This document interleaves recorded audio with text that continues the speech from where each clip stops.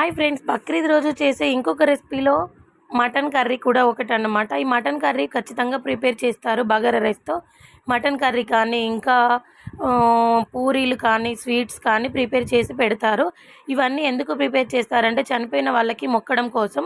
So అది పెద్దలకు పెట్టడం అంటారండి. ఇంకా ఉన్న వాళ్ళైతే కొంతమంది బక్రీద్ పండుగ రోజు కుర్బాన్ అనేది కూడా యాటను కోసి ఇస్తారు. సో అది ఒక్కొక్కరి మొక్కు తీరు, అలాగే డబ్బున్న వాళ్ళ తీరు అన్నమాట.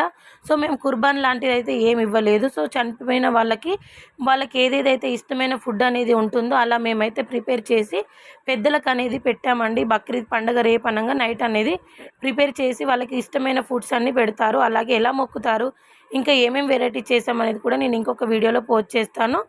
సో మేము ఇంకా మటన్ కర్రీ, అలాగే బగారా రైస్, పూరి, ఇంకా పాయసమును స్వీట్ కూడా చేసామండి. అవి కూడా ప్రిపేర్ చేశాను.